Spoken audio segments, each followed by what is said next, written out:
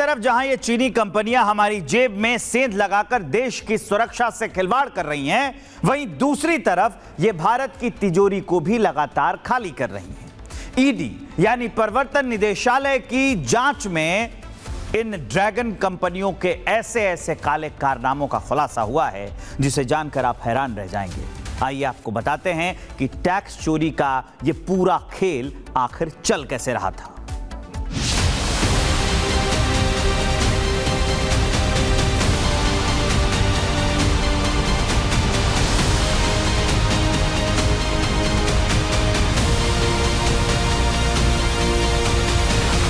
आपके जेब में चीनी जासूस, आपका डाटा आपके ही खिलाफ हो रहा यूज,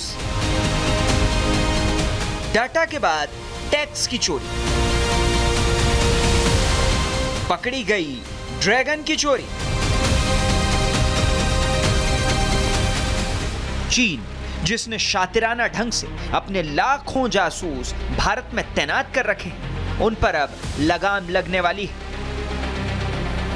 ये जासूस गोला बारूद लेकर नहीं पहुंचे, न ही ये बाकी जासूसों की तरह घूम फिर के जानकारियां जुटा रहे हैं, बल्कि ये तो आपकी जेब में बैठे बैठे आपका डाटा उड़ा ले रहे हैं। ये जासूस हैं चीनी कंपनियों के मोबाइल फोन।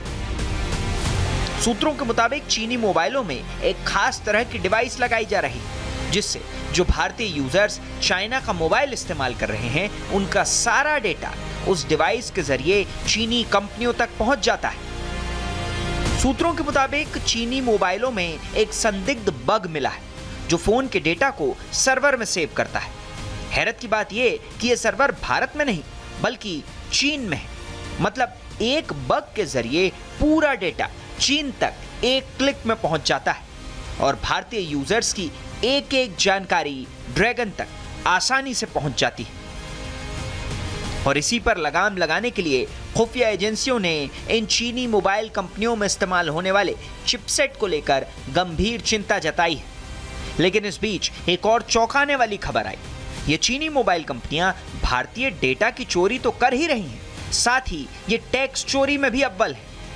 भारत में कमाई करके ये सारा पैसा चीन में डंप करती। लेकिन सूत्रों से मिली जानकारी के मुताबिक अब सरकार को इनके काले कारनामों का कच्चा चिट्ठा मिल गया है।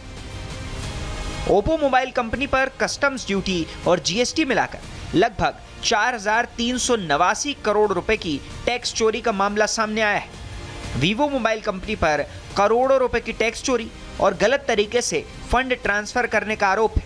यही नहीं, शाओमी मोबाइल कंपनी के भी लगभग 5,551 करोड़ रुपए की टैक्स चोरी पकड़ी गई। ईडी की जांच में यह भी सामने आया कि अकेले वीवो ने भारत से बाहर अपनी मूल कंपनी को लगभग 62,000 करोड़ रुपए की अवैध रेमिटेंस भेजी। भारत से पैसा चीन पहुंचाने के लिए करीब 18 फर्जी या शेल कंपनियों का जाल बिछाया गया, जिसमें कुछ स्थानीय नागरिकों और सहयोगियों की भी मदद ली गई।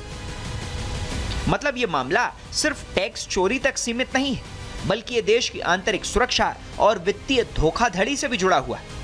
जांच एजेंसियों का कहना है कि यह महज टैक्स चोरी नहीं बल्कि एक सोची समझी आर्थिक साजिश है। वित्त मंत्रालय भी इस मामले में एक्शन मोड में है।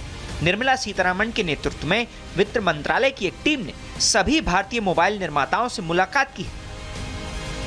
दूसरी तरफ भारत सरकार मेक इन इंडिया पर जोर दे रही है। सरकार की कोशिश है कि भारत में इस्तेमाल होने वाले फोन भारत में ही बने। पहली सेमीकंडक्टर यूनिट्स में प्रोडक्शन शुरू हो चुका है।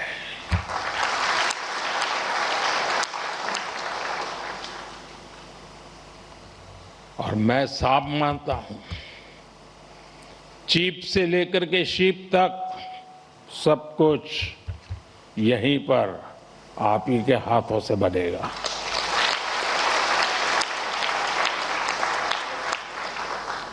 और कहीं कोई युवा पूरे आत्मविश्वास से कह रहा है, first in my bloodline to make a chip in India. और इस क्षेत्र में तेजी से कदम बढ़ाने भी शुरू कर दिए गए। भारत अब दुनिया का दूसरा सबसे बड़ा फोन निर्माता देश।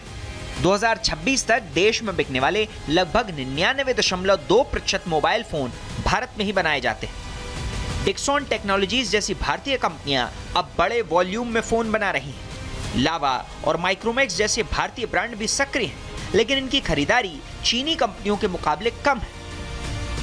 हालांकि सरकार की कोशिश है कि इस गैप को जल्द से जल्द भरा जाए, मेक इन इंडिया पर जोर दिया जाए। Bureau report, Republic Bharat.